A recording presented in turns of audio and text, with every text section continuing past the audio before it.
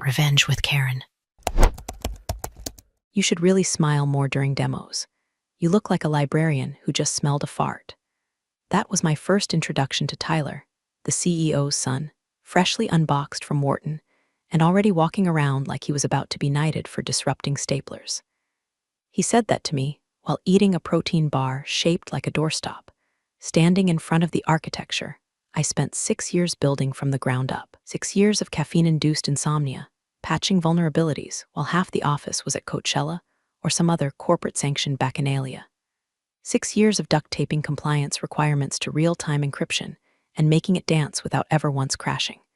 And now here was this smug baby MBA calling me tech support in a cardigan because I dared to wear wool in August. They'd asked me to sit in on the investor pitch prep, not present, mind you. Sit. Observe. Smile politely while Tyler mispronounced the very terms I coined and confused AES with AI like he was reading from a bad chatbot script. Apparently, I was too intense to face the investors. You know how engineers get, the COO muttered to HR once, thinking I was out of earshot. Brilliant, but weird. Yeah, well, your wife's hairdresser uses my password manager. Small world, but here's the funny part. For all the posturing, the private jets, motivational Slack messages about synergy, none of them ever looked at the code-base metadata. None of them knew that buried deep in that system, the one they're now trying to sell for neat $90 million, was a heartbeat signature. Mine. A heartbeat the system checks every time it boots. Not biometric, not retinal, not fingerprint. Mine. And if that heartbeat disappears for more than 48 hours, the encryption key fragments. Irreversibly. I didn't do that out of spite.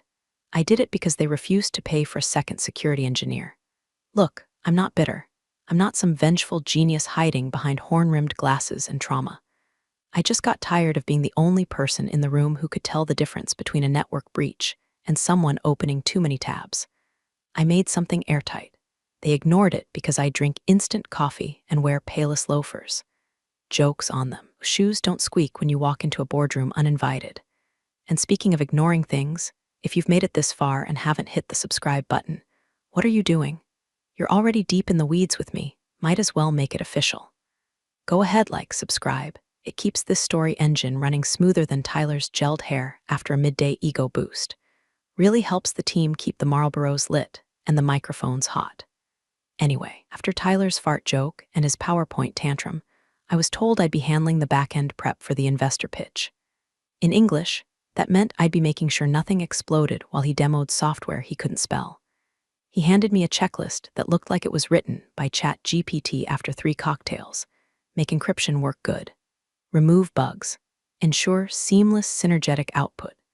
I think he thought if he used enough buzzwords, the server would just smile and comply. I said nothing. I took the list, I nodded.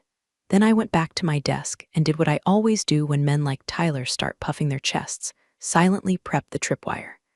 There's a line between being humble and being invisible. I walked that line every day. No title inflation, no stock options, no glossy awards.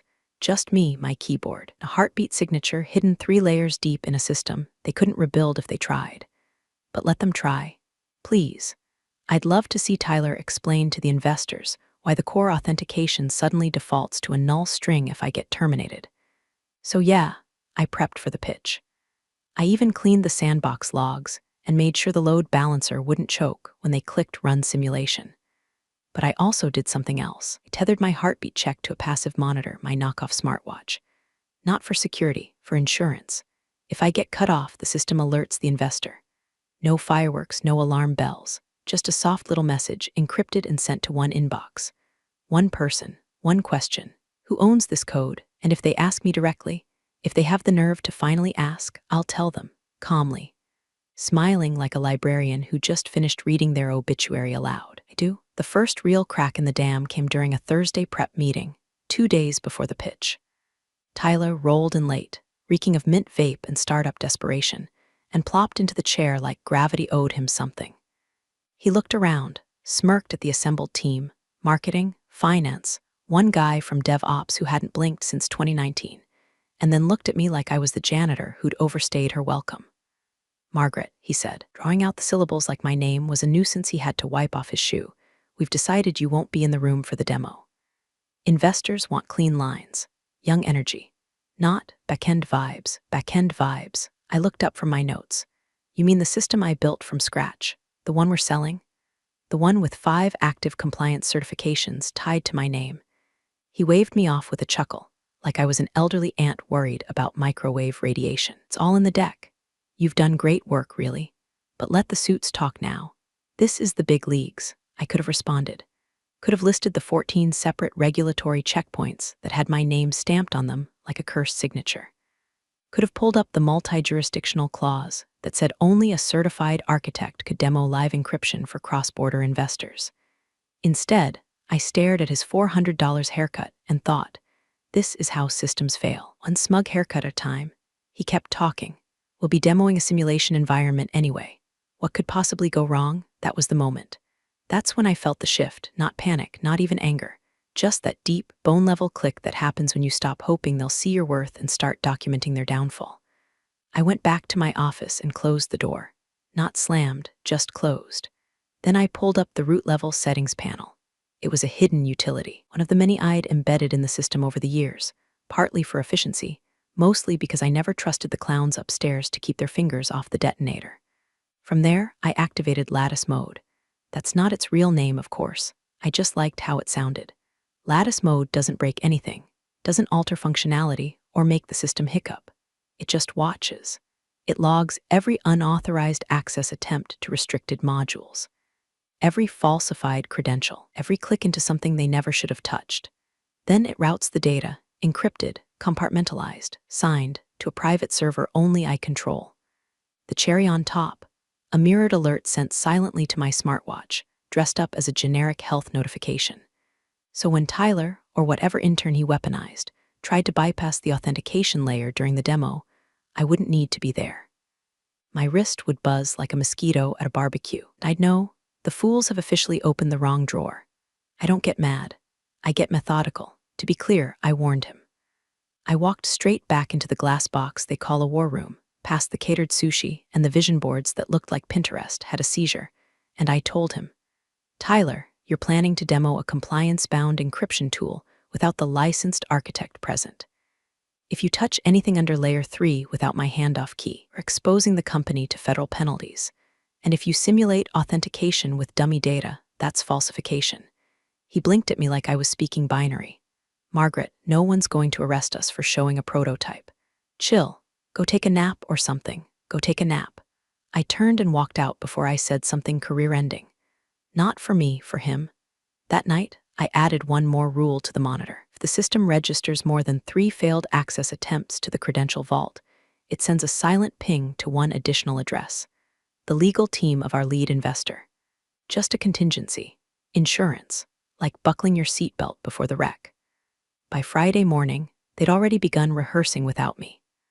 I walked past the boardroom and saw Tyler standing in front of the screen, gesturing with all the subtlety of a mime on meth. I paused just long enough to watch him stumble over the word decentralized before my wrist buzzed. 1 failed access attempt. I smiled, then kept walking. The rumor hit like black mold, slow, silent, and spreading through the drywall while everyone pretended it was just a weird smell. It started with one of those fake casual check-ins. Hey, just wondering, is Margaret okay?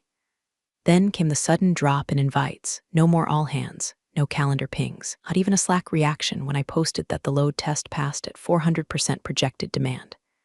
Next, a project manager, new, too young to know better, slid up to me by the espresso machine and said, just between us girls, do you ever worry you're like too siloed? I looked her dead in the eye and said no. I worry you're not siloed enough. She blinked, laughed nervously, and scurried off like I'd coughed up a bat.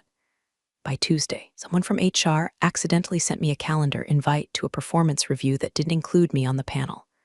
I opened it out of curiosity and found the words not team-oriented, rigid, and my personal favorite, highly replaceable post-funding. Bold of them to put that in writing. Even bolder to think I wouldn't see it. That afternoon, I logged in to prep for a routine stability check.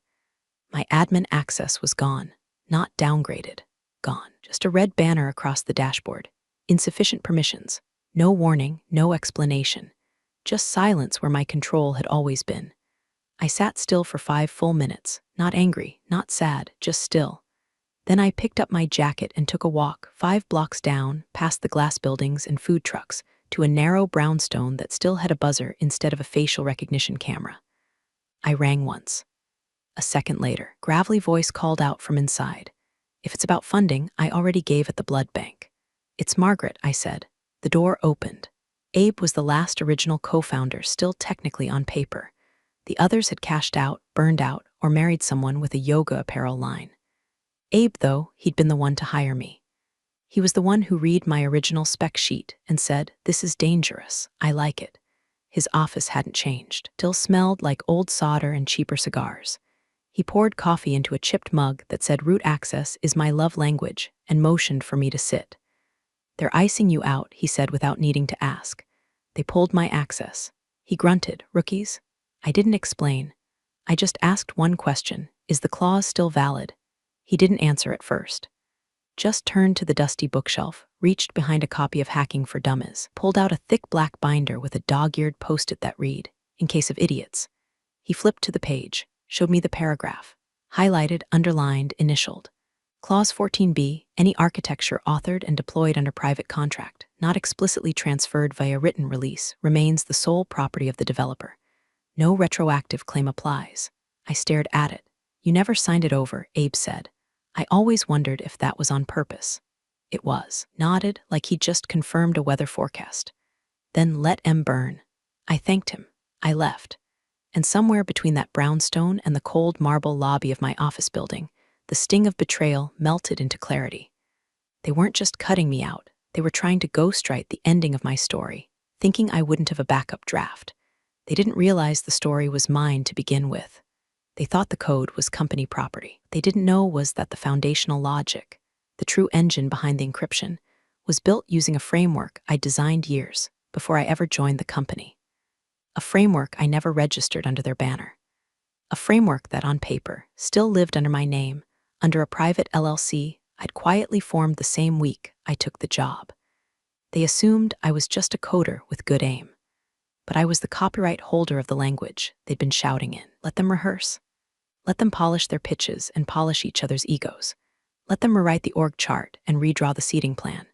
When the lights go out, they'll realize the only person who can flip the breaker is the one they just ghosted. Investor Day smelled like money and panic sweat.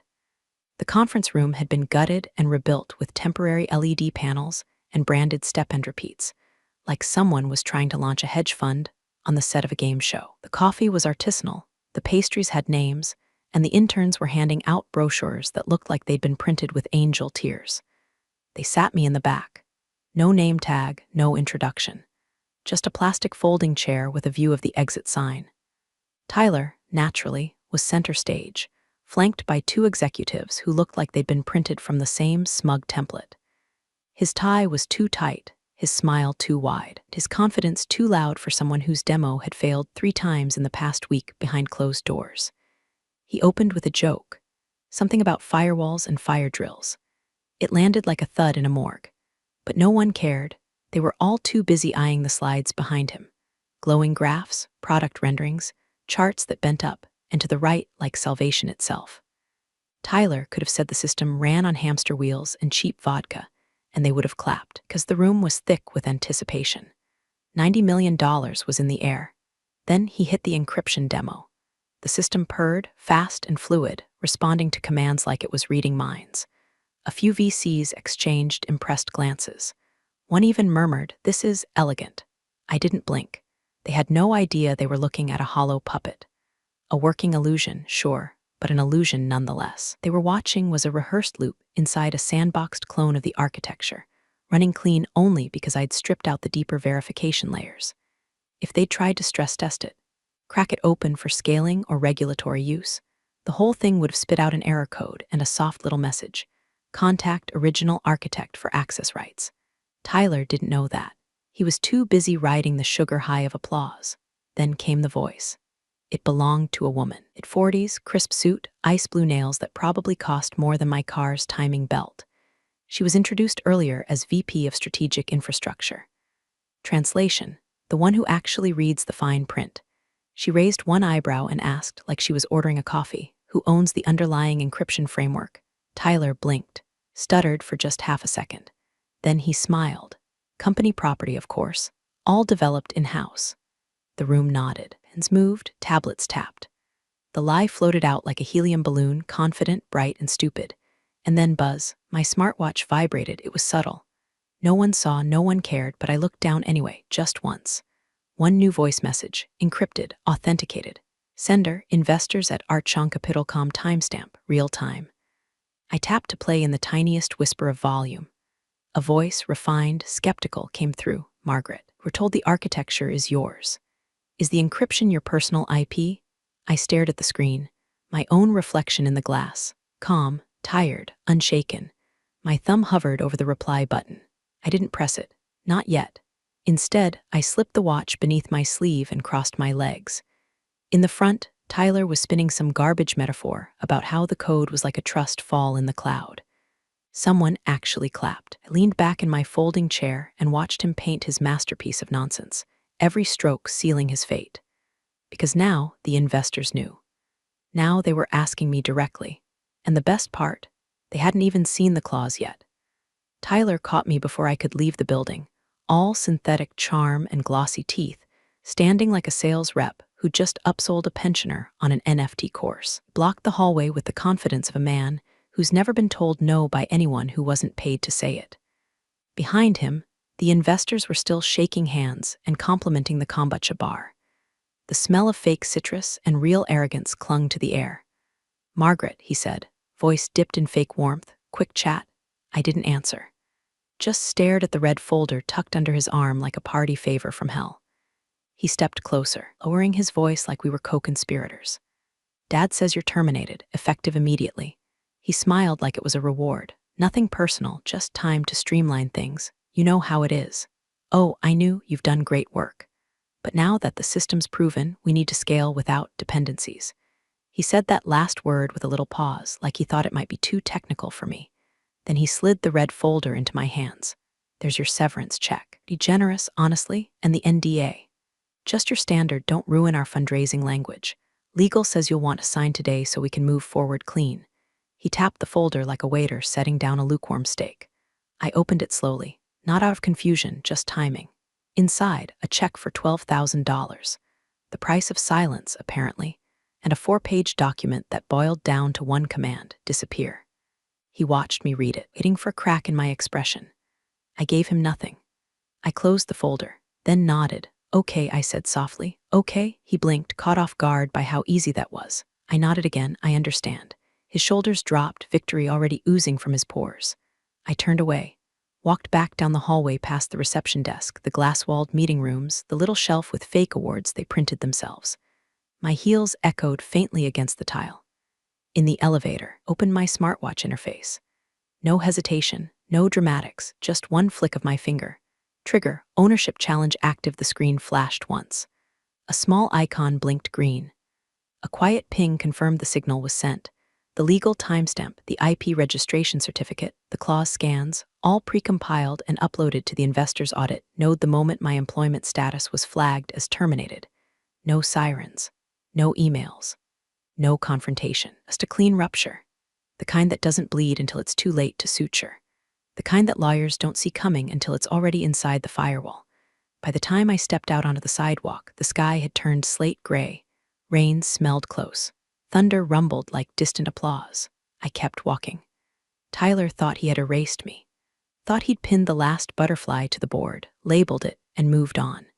But he didn't know I was the one holding the scalpel. Didn't see the silent ink under the glossy pitch. Didn't know the encryption engine had a legal tripwire tied not to the code, but to me. And now, every investor in that room, every executive on that call, was about to receive the same quiet packet: chain of ownership disputed. Licensing invalid without original architect's release. Tyler would hear about it in roughly 10 minutes. Dad would hear 5 minutes after that. And by the time they called a meeting, realized something they'd never even thought to check. I never signed over the soul of their shiny new system, because I am the system, and I just revoked their access. The first ripple came before I finished my coffee. It was early, too early for anyone from the C-suite to be active unless something had gone nuclear. My phone lit up with a call from an unlisted number, which I let ring once out of spite before answering. A clipped voice on the line: Margaret, this is Jenna from legal. Stirred cream into my mug, slow and deliberate. Hi, Jenna. There was a pause, a rustling of papers. Someone muttering in the background, probably Tyler, hyperventilating into a branded hoodie. We're trying to clarify something. The investors they've temporarily halted negotiations. They're requesting documentation regarding the ownership of the encryption framework. I'm sure it's just a formality. You understand, they just need peace of mind. Peace of mind. Do you have any documentation? Jenna continued, her voice tightening, that would suggest the architecture isn't wholly owned by the company. I sipped. Yes, another pause, longer this time. You could almost hear her trying not to swear. Would you be willing to upload that? I already did, I said. 14 minutes ago. Time-stamped, encrypted, certified. You'll see a voice file and attached clause documentation. If your inbox isn't melting yet, it will be. Hung up before she could finish her polite stammer. Across the city, across time zones, across network tunnels lined with NDAs and optimism, the trap had begun to snap shut. From what I heard later, the investors' team reacted fast. They didn't panic, they escalated, pulled their negotiators, froze their data room, issued a formal inquiry about IP chain of custody, and requested a full compliance audit within the hour. The CEO, been sunning himself in the warm glow of Tyler's overconfident pitch, reportedly went ghost pale during a mid-morning strategy call and demanded an emergency meeting with legal, ops, and that encryption woman. Except I didn't work there anymore. They'd made sure of that. Tyler, meanwhile, apparently tried to spin the whole thing as a simple miscommunication, some email that had slipped through the cracks, some clause they thought had been handled. But investors don't like cracks. They like signatures. They like clean transfers of intellectual property. And they really don't like discovering mid-deal that the crown jewel of your architecture is tethered to someone you fired 18 hours ago. By noon, I had 6 missed calls, 3 emails marked urgent, and a polite knock at the door of my apartment from a courier holding a printed letter on company letterhead, inviting me back for a clarification session with the executive team. Didn't open the letter, just let it sit there, a relic of a dying regime. Instead, I opened the encrypted archive on my drive, one I'd labeled for when they get stupid. Inside was everything, the development history of the framework, the emails Abe and I exchanged about Clause 14b, the voice message from the investor asking if the encryption belonged to me, and my calm reply, it does. The metadata on the file, ironclad, location tagged, time-stamped, signed with my private key, locked with a second one that only the investors' team could open. I uploaded it to the legal folder they'd shared in desperation. Watched the progress bar tick forward like a countdown to judgment. 30 seconds later, the read receipt came through. Another 30 seconds and my phone buzzed again. New message. Unknown number. Just one line, we need to talk. Please. I stared at it. Thought about all the times I'd fixed a bug at 2 a.m. while Tyler was at networking mixers. Thought about the Friday afternoons I'd been asked to keep it running while they went golfing with board members who still thought blockchain was a skincare product. Then I did what any reasonable architect would do. I turned off my phone, and I poured another cup. The boardroom looked like a battlefield dressed in business casual. Half the board was already there, flanked by legal counsel, who looked like they'd slept in their suits. Someone had rolled in a whiteboard and scrawled out a frantic timeline of assumed IP transfer, complete with question marks and red arrows pointing to Margaret, like I was a hurricane on a weather map. Tyler stood near the head of the table, sleeves rolled to his elbows in that performative crisis leadership way, pacing like he'd been rehearsing a TED talk on damage control. His voice, it was told later, had started climbing the longer the meeting dragged on without me. Words like disgruntled, misinterpreted, and easily fixed were tossed around like duct tape on a sinking ship. I let them spiral. I let them stew in the silence of my absence. And then, 28 minutes past the hour, I walked in.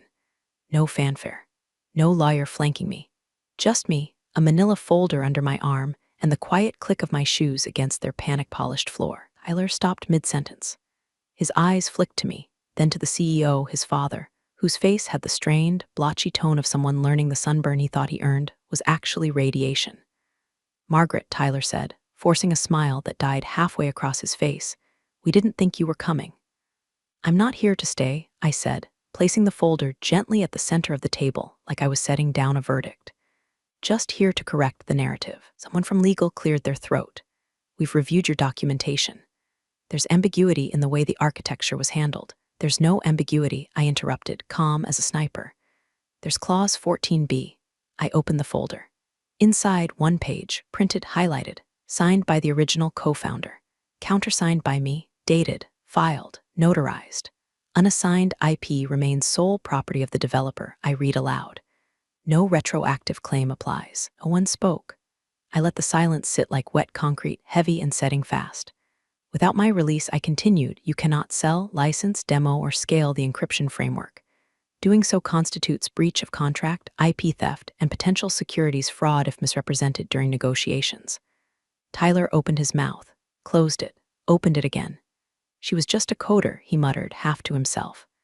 Just the back-end lead, the CFO coughed. IP filing is hers. It predates our involvement. Tyler turned to his father, whispering something frantic. The CEO didn't move, just stared at the clause like it had personally insulted his golf handicap. Margaret, the board chair said, trying to bring dignity back into the room, what would it take to resolve this amicably? I leaned forward, resting my palms on the table. You fired me. You locked me out. You called me redundant. I tapped the page. It says otherwise. Another silence, deeper now, sinking into the bones of the building. Behind me, the door clicked shut. Security, maybe, or just the weight of consequences finally closing in. Tyler was pale now. His father no longer looked at me, just stared out the window as if the parking lot might offer salvation. You have two options, I said. Rebuild from scratch, which will take 2 years, 4 lawsuits. The collapse of your funding round, I slid a second sheet across the table. A printed invoice, or license the framework from me. The number on the paper was clean, not cruel, just accurate. A silence passed. Someone exhaled like they'd been underwater. I'll give you until tomorrow at noon. I picked up the original clause and slipped it back into the folder. After that, I negotiate directly with the investor. Then I turned, walked out the door I'd once been escorted through. This time, no one followed. I didn't wait until noon. By 9:04 a.m., I was already on a video call with the investor's core team. No middlemen, no company handlers, no Tyler in a slim-fit blazer interrupting to explain acronyms he didn't understand. Just me, a black turtleneck, and a fresh cup of coffee, staring down 3 people in suits so expensive they made my thrifted bookshelf look like evidence in a tax fraud case. Let's get straight to it, said the lead partner, folding her hands like she was about to negotiate a hostage release. You created the framework. I did. You retained ownership through an unassigned IP clause. Yes, and you never signed it over to the company? No, they never even asked. She nodded once like she appreciated the efficiency. Then she asked the real question. Do we still have a path to license the architecture? Not through them, I said, but through me. Absolutely. Dropped a PDF into the shared drive. Terms, licensing tiers, maintenance schedule, one-time buyout option if they wanted exclusivity. The partner clicked through it. Her brows barely moved. We were prepared to invest $90 million, she said. This contract puts you at a little over 110. Yes, I replied, a long silence. Then a smile, thin, pleased, dangerous. We'll draft the agreement this afternoon. And just like that, the crown jewel they thought was theirs belonged to the woman they'd ghosted, insulted, and dismissed as too back-end for front-facing discussions. By lunchtime, the contract was live.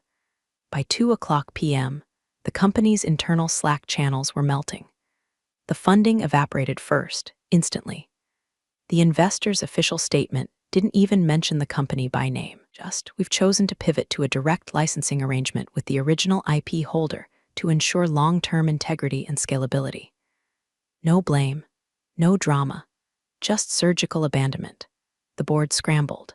Tyler's father, who had been riding the high of a potential exit, now faced an investor exodus and a valuation freefall. The CTO quietly updated his LinkedIn with open to work. The CMO tried to book a podcast interview titled How to Handle Disruption with Grace. It was declined. And Tyler panicked. He sent me an email first, then a LinkedIn message, then a desperate text, hey, can we talk? Things got taken out of context. I didn't respond. Instead, I forwarded his original termination message to his father's direct line. Subject FWD, ownership transfer update attached. A screenshot of Tyler's smiling face next to the words Dad says you're terminated. The tech belongs to us now smiling face with sunglasses, the smug emoji was still there, frozen in time like a mosquito in amber. No edits, No commentary, just evidence. 5 minutes later, a reply came back. Not from Tyler, from his father. Just 4 words, we've made a mistake.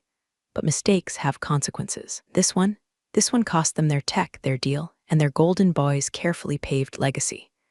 I closed my laptop, stood, and looked out the window. I wasn't part of their company anymore. I was the company now. They called one final meeting. Not a Zoom, not a desperate email chain. A full in-person boardroom standoff, the kind that smells like old ambition and lemon floor polish. They asked politely, too, a condemned man straightening his tie before the firing squad. The subject line read, "Clarification session urgent." I almost didn't go, but I wanted to see the whites of their eyes. I arrived 6 minutes late on purpose, walked in wearing the same cardigan Tyler once mocked, sat at the head of the table like I'd always belonged there, because I had.